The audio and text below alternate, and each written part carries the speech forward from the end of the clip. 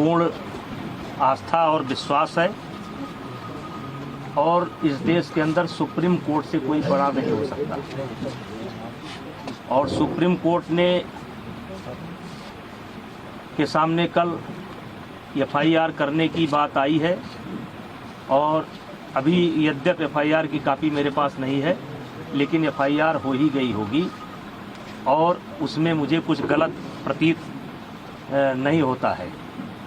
और जो जांच एजेंसी वर्तमान समय में दिल्ली पुलिस है, उस पर भी मुझे पूरा भरोसा है। मुझे किसी प्रकार से कोई शिकायत नहीं है और मैं पूरी तरह से निर्दोष हूँ और इन आरोपों का सामना करने के लिए तैयार हूँ। जांच एजेंसी जहां भी उचित समझेगी उसकी हर जांच में सहयोग करने के लिए मैं तैयार हूं। मुझे पहले भी भरोसा था, आज भी भरोसा है। सुप्रीम कोर्ट से ऊपर इस देश के अंदर कोई नहीं हो सकता है और सुप्रीम कोर्ट का आदेश सर्वमान्य है और मुझे या मेरे समर्थकों को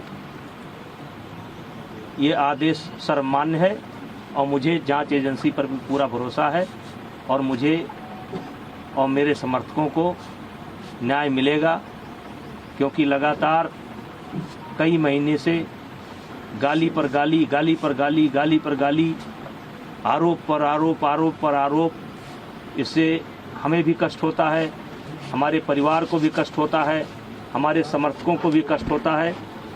लेकिन हम चाहेंगे कि निष्पक्ष जांच जो सुप्रीम कोर्ट के आदेशानुसार दिल्ली पुलिस कर रही है वो करें और शीघ्र ही मेरा एक शब्द है कि शीघ्र ही जल्द से जल्द ये जांच पूरी करके जो भी कार्रवाई बनती हो उसे करना चाहिए। पॉस्को जैसे गंभीर आरोप की चर्चा हो रही है, क्या कहेंगे आप? देखिए, मुझे न्यायपालिका पर भरोसा है, जांच पर भरोसा है, देश के अंदर जो न्याय देने की प्रक्रिया है उस पर भरोसा है। अलग से मुझे कुछ नहीं कहना है। फेडरेशन के अध्यक्ष के तौर पर सांसद जी आपसे लोग बोल रहे हैं कि अगर आप इस्तीफा दे देंगे तो एक सही जांच हो जाएगी, इस पर आपका क्या कहना है? नहीं, फेडरेशन का कोई रोल नहीं है, फेडरेशन का कोई रोल नहीं है और इन लोगों की डिमांड लगातार बदलती है। अगर इनके पुराने बयानों को आप सुनेंगे तो ये जनवरी में इनकी मांग निकल करके आई थी कि अपने पद से इस्तीफा दें। मैंने उस समय कहा था कि पद से इस्तीफा देने का मतलब है कि मैंने इनके आरोपों को स्वीकार कर लिया। मेरा कार्यकाल लगभग पूरा हो चुका है। जब तक नई बॉडी नहीं बन जाती है और अभी सरकार ने आईओ की एक कमेटी गठित की है, 3 लोगों की कमेटी गठित की है, जिसमें एक कोई हाई कोर्ट का जज होगा या सुप्रीम कोर्ट का जज होगा। उनकी देखरेख में 45 दिनों के अंदर चुनाव संपन्न होना है। चुनाव संपन्न होते ही मेरा कार्यकाल स्वतः समाप्त हो जाएगा।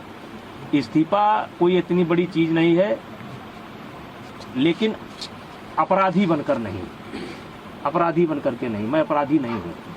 और इनकी डिमांड लगातार बदल रही है। अगर इनके बयान को आप सुनेंगे तो लगातार ये देखेंगे कि ये हर रोज एक नया मुद्दा लेकर के आ जाते हैं। इन्हीं के कहने पर जांच कमेटी बनी, इन्हीं के कहने पर एक व्यक्ति ऐसा है जिसको जांच कमेटी में शामिल नहीं होना चाहिए था, उसको भी सरकार ने शामिल किया। मुझे आपत्ति करनी चाहिए थी, मैंने कोई आपत्ति नहीं की। जांच कमेटी की रिपोर्ट लगातार इनके पास पहुंच रही थी। कौन कौन खिलाड़ी क्या क्या बोला, लगातार डे बाय डे इनके पास पहुंच रही थी। इनको जब आभास हो गया कि जांच कमेटी में कोई आरोप सिद्ध नहीं हो रहे हैं तो इन्होंने कमेटी के सार्वजनिक होने का इंतजार भी नहीं किया और ये सुप्रीम कोर्ट चले गए और एक कोई नया मामला लेकर के भी गए हैं और सुप्रीम कोर्ट में नया मामला लेकर के गए हैं और इन्होंने जिन बच्चों को पहले पेश किया है, कोई नाबालिग मैं नहीं जानता, एक ऐसा हवा में निकल करके आ रहा है कि उसमें से कोई नाबालिग है, तो मेरा सवाल ये है कि उसको जांच कमेटी के सामने क्यों नहीं पेश किया गया। और मैंने एक ऑडियो दिया है जिसमें एक खिलाड़ी, मैंने एक ऑडियो दिया है जिसमें धरने पर बैठा हुआ एक खिलाड़ी किसी लड़की से कह रहा है कि किसी भी लड़की का इंतजाम कर दो, किसी भी तरीके से इंतजाम कर दो। मतलब ये 4-4 महीना मेरे खिलाफ लोगों को उकसाएंगे, भड़काएंगे, सबूत इकट्ठा करेंगे और फिर 3 महीने बाद एक ले जा करके फिर किसी न किसी को पेश कर देंगे। चलिए, मुझे उस पर भी कोई आपत्ति नहीं है, ये काम जांच एजेंसी का है, वो जांच एजेंसी अब काम करेगी। लेकिन हमने तो लगातार सरकार के फैसले का सम्मान किया और ये लगातार इसका उल्लंघन कर रहे हैं। रोज रोज ये नई डिमांड लेकर के आ जा रहे हैं। अब जांच एजेंसी की रिपोर्ट सार्वजनिक होने का इनको इंतजार करना चाहिए। फिर ये धरने पर बैठ गए। अब धरने पर बैठ गए, पहले इनकी मांग थी एफआईआर की जाए। चलिए भाई, इनकी मांग स्वीकार हो गई, अब एफआईआर हो गई। अब इनको चाहिए, अब कहते हैं कि जेल के अंदर होना चाहिए, सारे पदों से इस्तीफा देना चाहिए। तो ये जो मेरे पास, मैं लोकसभा का सदस्य हूँ, ये पद मुझे दिनेश फोगाट की कृपा से नहीं मिला है, हमारे क्षेत्र की जनता ने मुझे दे रखा है।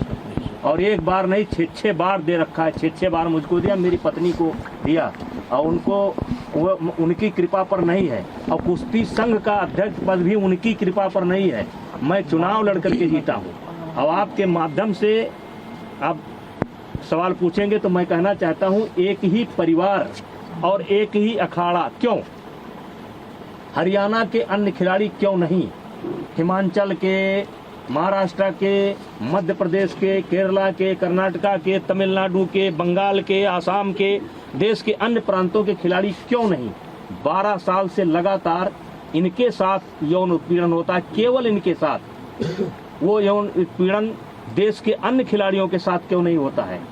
केवल एक ही अखाड़ा और एक ही फैमिली, एक अखाड़ा एक फैमिली। बाकी हरियाणा का 90% खिलाड़ी और 90% गार्जियन ब्रिजभूषण सिंह के साथ है।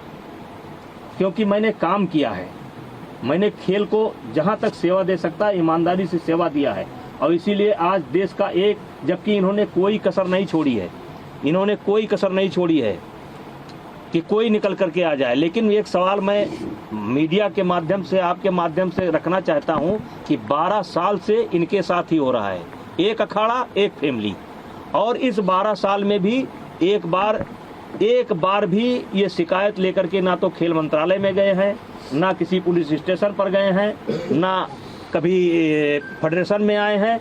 और यही खिलाड़ी आंदोलन के 15 दिन तक पहले इनकी वीडियो सुन लिया जाए, इनका ऑडियो सुन लिया जाए, और ये जो है हमारी तारीफ करते थे। ये जो खिलाड़ी आज धरने पर बैठे हैं, ये अपने शादी में मुझे क्यों बुलाते थे? फिर जोड़े में हो करके मेरा फोटो क्यों लेते थे? मेरा आशीर्वाद क्यों लेते थे? लेकिन मैं एक संवैधानिक पद पर हूँ, मेरी एक बोलने की मर्यादा है, उस मर्यादा के तहत मैं बोल रहा हूँ। अब मामला सुप्रीम कोर्ट के पाले में है, दिल्ली पुलिस के पाले में है। जो भी निर्णय करेगी हम मुझे उससे